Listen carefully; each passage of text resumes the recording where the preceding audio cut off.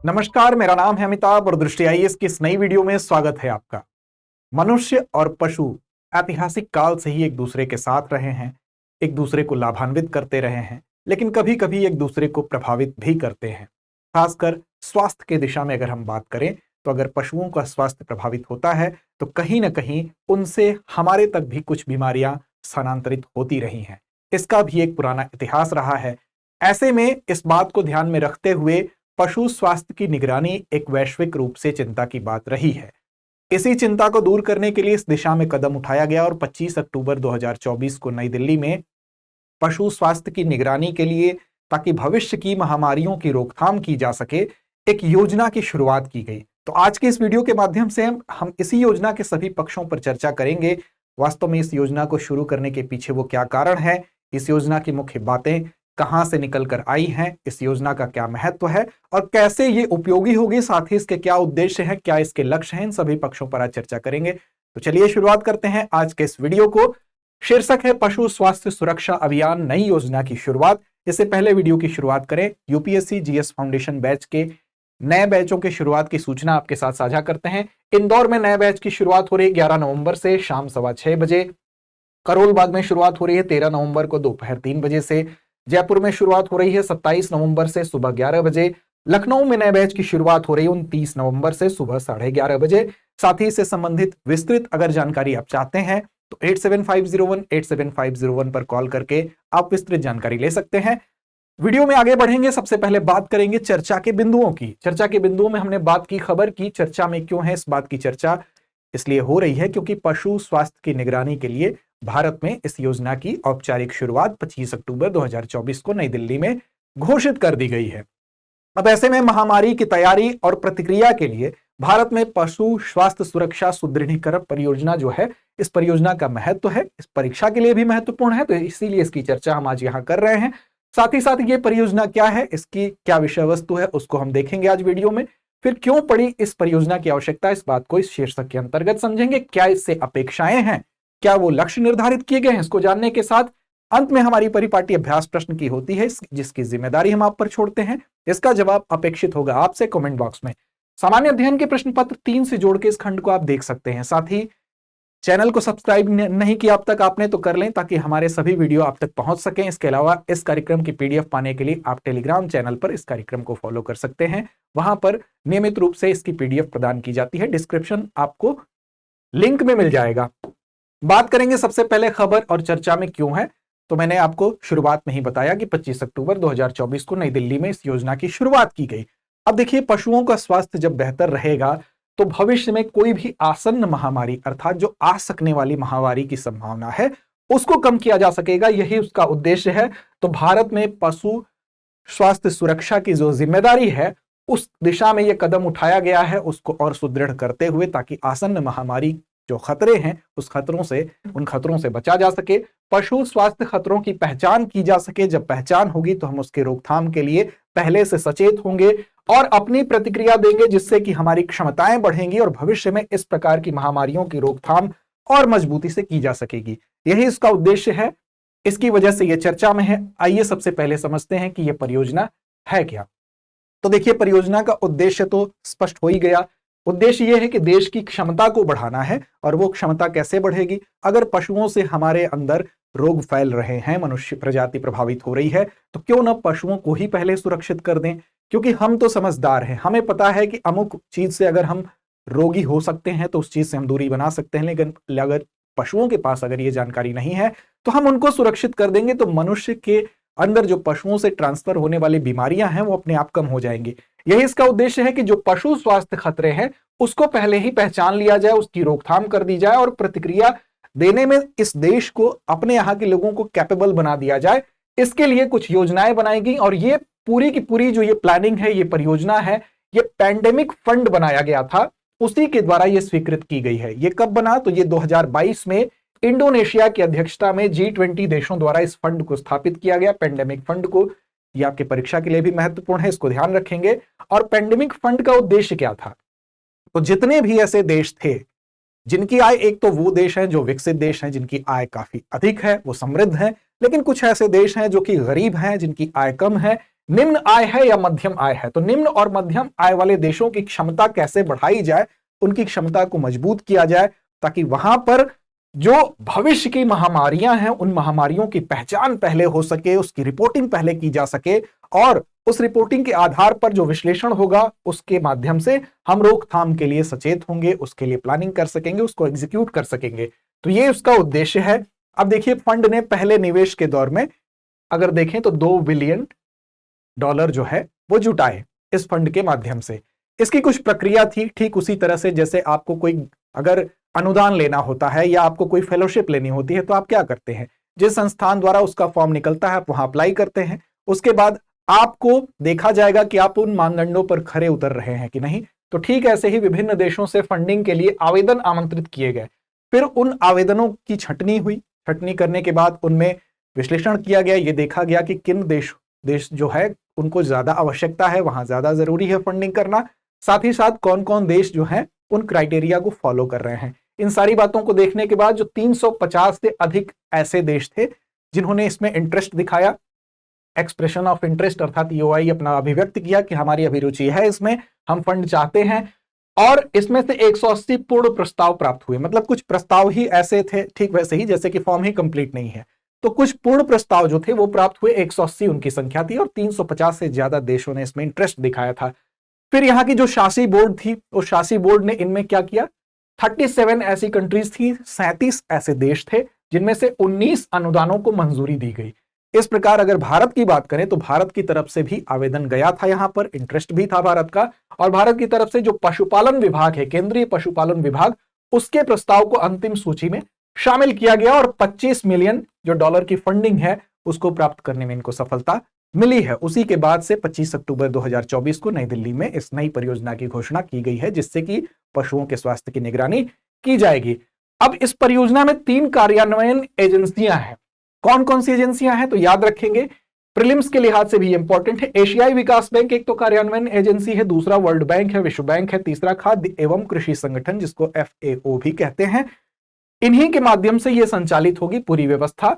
और इस परियोजना को यह टारगेट रखा गया है कि 2026 तक, ये आप याद रखेंगे, अगस्त 2026 तक इसको पूरा किया जाना अपेक्षित है। जो भी इसके लक्ष्य निर्धारित किए गए हैं, ये कोशिश की जाएगी कि अगस्त 2026 तक जाते जाते उन लक्ष्यों को हासिल किया जा सके। कुछ अपेक्षाएं तय की गई हैं, उन अपेक्षाओं को पूर्ण किया जा सके। अब योजना के अंतर्गत प्रमुख हस्तक्षेप क्या क्या है, इस पर विचार कर लेते हैं। क्या क्या किया जाएगा उन बातों को देख लेते हैं। तो देखिए, एक तो कोशिश की जाएगी कि जो बीमारी निगरानी और चेतावनी प्रणाली को डेवलप किया जाए। ठीक वैसे ही जैसे कि एक शिक्षक होता है, वो क्लास में पढ़ाता है तो उसको पता होता है कि उसकी क्लास में कौन बच्चा ज्यादा अनुपस्थित हो रहा है, कौन पढ़ने में किसका मन लग रहा है, किसकी स्थिति ठीक नहीं है, किसका स्वास्थ्य प्रभावित है, हर गतिविधि को वो मॉनिटर करता है। ठीक इसी प्रकार से यहां पर भी जो एक निगरानी प्रणाली होगी उसके द्वारा यह देखा जाएगा कि किस किस पशु की स्थिति ज्यादा खतरनाक है, उसको ज्यादा सुरक्षा की आवश्यकता है, किस बीमारी के होने की उसमें संभावना है, अगर है तो उसको उस समूह से अलग किया जाएगा। तो एक मॉनिटर करने की एक व्यवस्था जो है, निगरानी प्रणाली जो है, उसको एकीकृत किया जाएगा, इंटीग्रेटेड किया जाएगा, ताकि एक ही सिस्टम के माध्यम से उनकी मॉनिटरिंग को और मजबूती से किया जा सके। अब इसमें दूसरा क्या होगा, दूसरा ये होगा जब आपको रोग का पता चल गया, अब आप क्या करेंगे, उस रोग का परीक्षण करेंगे कि वास्तव में वो चीज है कि नहीं है। तो उसके लिए आपको प्रयोगशाला की जरूरत पड़ेगी, और प्रयोगशाला अगर ज्यादा नहीं होगी, उन्नत नहीं होगी, एडवांस नहीं होगी, तो आप वहीं पर आपका यह सिस्टम फेल होगा। तो इसके लिए अब प्रयोगशाला का नेटवर्क बढ़ाया जाएगा। जो प्रयोगशालाएं पहले से हैं वहां पर जो यंत्र हैं उनको और उन्नत यंत्र प्रोवाइड कराने का काम किया जाएगा इस फंड के माध्यम से। दूसरा यह है कि जो प्रयोगशालाओं की संख्या कम है उनकी संख्या को बढ़ाया जाएगा ताकि इसका नेटवर्क विस्तृत हो सके। तो प्रयोगशाला नेटवर्क का विस्तार भी किया जाएगा और इसका उन्नयन भी किया जाएगा, मतलब उसमें यंत्र के माध्यम से उसको सुसज्जित और समृद्ध बनाया जाएगा और इसके नेटवर्क का भी विस्तार होगा ताकि इस प्रणाली को हम ठीक ढंग से इंप्लीमेंट कर पाए। फिर क्या है, डेटा प्रणाली। अब देखिए, इंटर ऑपरेबल डेटा सिस्टम में सुधार होगा और डेटा विश्लेषण क्षमता को बढ़ाया जाएगा।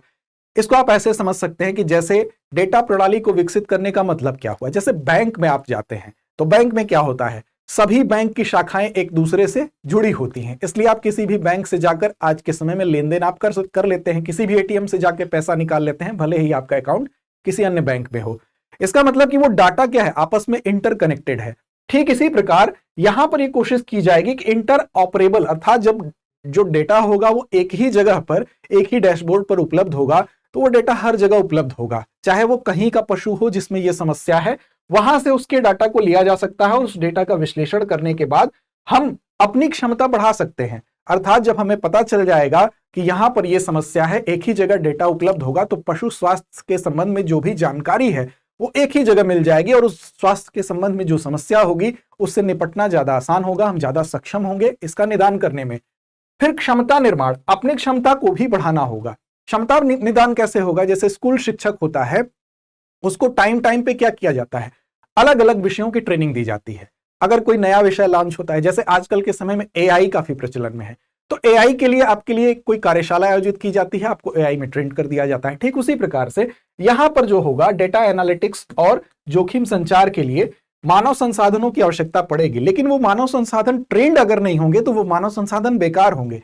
तो इसीलिए यहां पर इस ट्रेनिंग की व्यवस्था की जाएगी और इसके माध्यम से जो क्षमता है उसमें वृद्धि होगी। तो एक ये कदम होगा। तीसरा क्या है? सीमा पार सहयोग। अब देखिए, जो सीमावर्ती देश, अगर दो देश के पास, मान लीजिए भारत के सीमा पर स्थित कोई गांव है, नेपाल की सीमा पर स्थित एक गांव है, ठीक वैसे ही जैसे दोनों की सीमाओं से अगर कोई नदी जा रही है तो उस नदी की सफाई के लिए दोनों देशों का सहयोग अपेक्षित होता है। उसी प्रकार अगर वहां पर कोई पशुओं में रोग फैलता है तो दोनों देशों के साझा प्रयास का होना बहुत जरूरी है। तो ऐसे में जो सीमावर्ती पशु रोग होते हैं, तो उसके लिहाज से जो सुरक्षा है उसको मजबूत करने के लिए ऐसे देशों के बीच में क्षेत्रीय सहयोग को विकसित करने की कोशिश इसके माध्यम से की जाएगी। तो ये योजना के अंतर्गत कुछ प्रमुख हस्तक्षेप हैं जिसको करने के बारे में यहां पर अभी तक प्लानिंग की गई है, जिससे कि इसको बेहतर ढंग से इंप्लीमेंट किया जा सके। अब क्यों पड़ी है इसकी आवश्यकता? अगर आपसे कोई ये पूछे कि इसकी क्या जरूरत थी, तो इसको जरूरत इसलिए थी क्योंकि हाल के दिनों का अगर थोड़ा पिछले इतिहास पर आप नजर डालें तो आपको लगेगा कि यह बहुत ही बेहतर कदम है, इसकी बहुत सख्त आवश्यकता है। क्यों? क्योंकि देखिए, WHO ने कहा है कि पिछले कुछ दशक में अगर आप नजर डालेंगे तो 6 अंतरराष्ट्रीय सार्वजनिक स्वास्थ्य आपात स्थिति की घोषणा हुई। मतलब ऐसी कंडीशन बनी कि सार्वजनिक आपात स्वास्थ्य के दिशा में हम बात कर रहे हैं, स्थिति की घोषणा की गई। और इनमें से देखेंगे जो 5 बीमारियां थी, वो 5 बीमारियां कैसी थी, उनकी प्रकृति क्या थी, उनका नेचर क्या था? वो जूनोटिक थी। जूनोटिक का मतलब कि जो कि पशुओं से मनुष्य में फैलने वाली बीमारियां थी।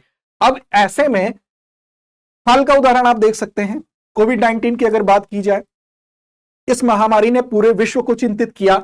यह एक अच्छा उदाहरण है, इसने पूरे विश्व को प्रभावित किया। अब ऐसे में अगर पशुओं से बीमारी मनुष्यों में ट्रांसफर हो रही है तो लगभग 2/3 संक्रामक रोग, ऐसी में इनकी जो तादाद है वो देखिए, 2/3 ऐसे संक्रामक रोग हैं जो मनुष्यों को प्रभावित करते हैं, वे जानवरों से ही उत्पन्न होते हैं। ऐसे में अगर जानवरों को ही हम सुरक्षित कर दें तो मनुष्य अपने आप सुरक्षित हो जाएगा। तो भविष्य में महामारी की तैयारी के लिए, कोविड में हम सतर्क नहीं थे, अगर हम इसके लिए पहले से सतर्क होते हैं तो भविष्य में ऐसी महामारियों से, अगर हमारे पास ऐसा डेटा का डैशबोर्ड है जहां पर एक ही जगह सूचना मिल गई कि अमुक जगह का अमुक जो जानवर है वो इस महामारी से ग्रसित हुआ है, जो कि भविष्य में महामारी बन सकती है। अभी इनिशियल स्टेज में कोई भी बीमारी महामारी नहीं होती है, तो उसको हम उस डेटा का विश्लेषण करके, प्रयोगशाला का प्रयोग करके वहीं पर अगर रोक दे तो वो महामारी का रूप ले ही नहीं पाएगी। तो ये इसका रोल है। तो पशु स्वास्थ्य सुरक्षा पर ध्यान देना आवश्यक है। अब भारत में देखिए, भारत की अगर बात करें तो भारत में जो पशु संसाधन है, 536 मिलियन पशुधन और अन्य जानवर हैं। इसलिए यहां संक्रमण के प्रकोप को रोकने के लिए, उसको प्रबंधित करने के लिए इस उपाय की प्रासंगिकता अपने आप बढ़ जाती है। तो ये इस वजह से इसकी आवश्यकता पड़ी है। अब क्या अपेक्षा है? तो अपेक्षा यही है कि जितनी प्रयोगशालाएं हैं, प्रयोगशाला की प्रणालियां हैं, वो बेहतर हो सके, प्रयोगशालाओं को उन्नत बनाया जा सके, ताकि वहां पर उच्च गुणवत्ता वाले परीक्षण किए जा सके। वैक्सीन अगर हम उत्पादन कर रहे हैं तो उसका प्रोडक्शन तेज हो सके। कहीं ऐसा ना हो कि जैसे कोविड में वैक्सीन की कमी हो जा रही थी, शुरुआती दौर में दवाएं नहीं उपलब्ध हो पा रही थी, तो इन कमियों को हम दूर कर पाए अगर पहले से सचेत होंगे तो। इसके अलावा डेटा मॉनिटरिंग, रिपोर्टिंग, अगर देखें बात करें, निगरानी और प्रारंभिक चेतावनी प्रणालियों को मजबूत कर ले हम, मतलब उनकी देखरेख कर ले और रिपोर्टिंग अगर फास्ट हो जाए, तो ऐसे में जो डेटा मॉनिटरिंग, रिपोर्टिंग है और महामारी के लिए जो शुरुआती चेतावनी है उसकी भूमिका बड़ी महत्वपूर्ण होती है। शुरुआती में ही अगर चेतावनी आपको मिल जाती है, शुरुआत में ही चेतावनी मिल जाती है, तो इससे निपटना बहुत आसान हो सकता है। साथ ही साथ स्वास्थ्य कर्मी, विशेष रूप से हम कह सकते हैं, उनको प्रशिक्षण दिया जाए, स्किल्ड किया जाए, जिससे कि नई स्वास्थ्य चुनौतियों का सामना करना आसान हो सके। इसके अलावा अगर हम देखें, जो केंद्रीय स्वास्थ्य डैशबोर्ड है वो बना लिया जाए, ताकि वहां पर एनालिटिक्स की व्यवस्था हो, वो ऐसा प्लेटफॉर्म हो कि हम वहां से डेटा लेकर उसको एनालाइज कर सकें, उसका विश्लेषण कर सकें, और जो बीमारी है उस बीमारी के केंद्र तक पहुंच सकें, उस बीमारी को हम ठीक से कंट्रोल कर सकें और जोखिम को कम कर सकें। तो मानव संसाधन की क्षमता बढ़ेगी, दक्षता बढ़ेगी, डेटा प्रणालियों के विश्लेषण से, जोखिम विश्लेषण से जोखिम संचार मजबूत जो है उसको, उससे निपटने के लिए हम मजबूत हो सकेंगे, और राष्ट्रीय और क्षेत्रीय स्तर पर जो संस्थागत क्षमता अंतराल है उसको भी संबोधित करना इसका लक्ष्य है। तो ये सारे लक्ष्यों के माध्यम से ऐसी कोशिश है कि आसन्न महामारियां, जो आने वाली महामारियां हैं, उनको मनुष्य रोक सकेगा, और ईश्वर न करे ऐसी महामारी कभी आए, लेकिन आपदा उतना नुकसान नहीं पहुंचाती है अगर आपदा से निपटने की हमारी तैयारी पूरी हो। तो ये इस पूरे वीडियो का लब्बो लुबाब था। अब हम बात करते हैं आज के अभ्यास प्रश्न की, जिसकी जिम्मेदारी आप पर छोड़ते हैं, और हमें विश्वास है आप इसका सटीक जवाब जरूर देंगे। प्रश्न है कि G20 देशों द्वारा स्थापित पेंडेमिक फंड की स्थापना किसकी अध्यक्षता में की गई थी? विकल्प आपके सामने हैं, ब्राजील, भारत, इंडोनेशिया या इटली। तो इस प्रश्न का सही और सटीक जवाब देना ना भूलें। लड़ते रहें, अपने लक्ष्य की ओर बढ़ते रहें।